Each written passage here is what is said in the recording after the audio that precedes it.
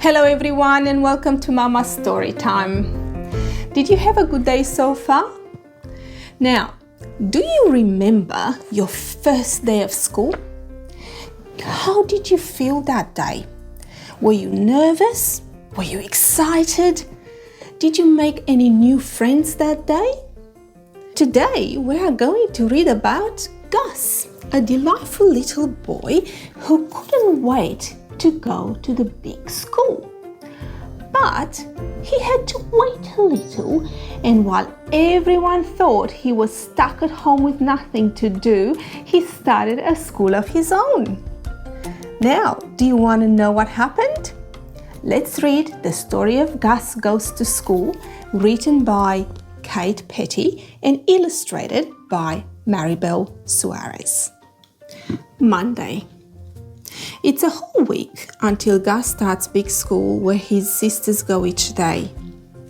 Flora and Dora have no idea what he can possibly do now they aren't at home. Have a nice lazy day, they say.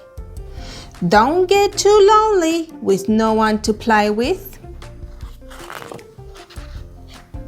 As soon as Gus and Mum get home from dropping off the girls, Gus rushes into the living room with no time to waste. See you later, Mum, he calls. Gus puts on his head teacher's gown and hat. Come along, children. Who is here?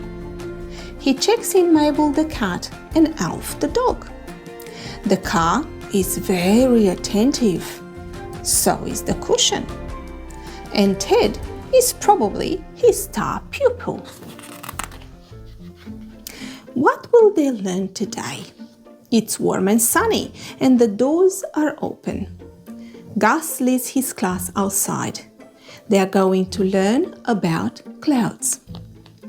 Lions and giants are the best ones. Clouds that look like lots of little fish mean good weather.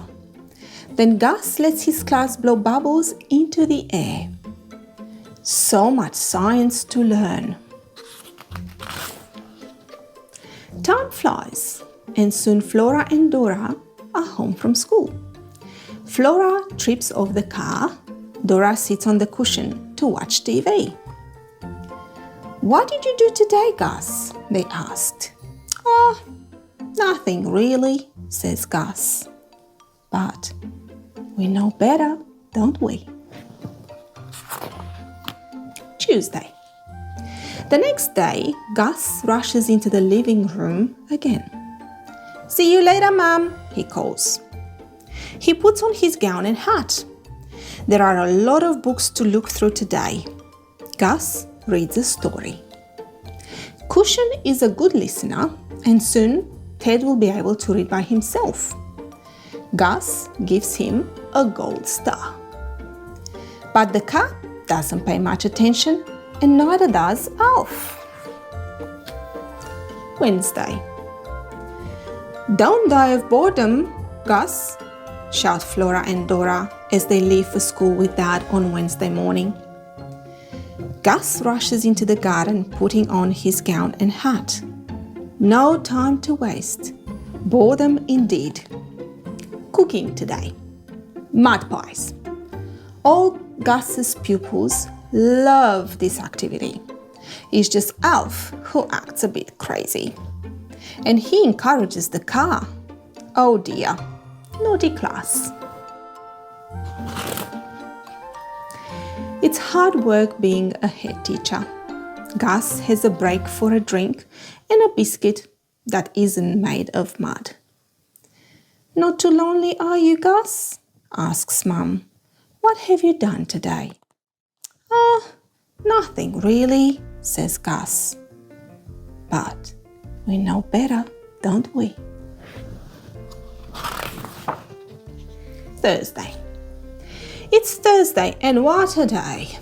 All Gus's pupils are sick. Mabel, Alf, Car, Cushion and Ted are very poorly. They must have eaten too many mud pies yesterday. Gus has to wipe up the sick as well as being the head teacher. Oh dear. Friday. It's Friday. Gus has decided to give his class a holiday. They've learned so much this week, and he and Mum have some important shopping to do.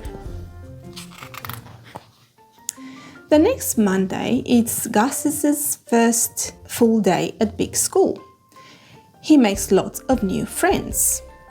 They have assembly, they have lessons and lunch, playtime and a story. When Gus gets home, Flora and Dora want to know all about his day. After telling the girls about his busy time at school, Gus wonders what his pupils have been doing all day without him. Nothing really, he thought, but we know better, don't we? Well, what do you think about Gus's school? His students had a lot of fun, didn't they? And he made a very good head teacher, although it was a lot of hard work. If you liked today's story, come back next time for more reading magic.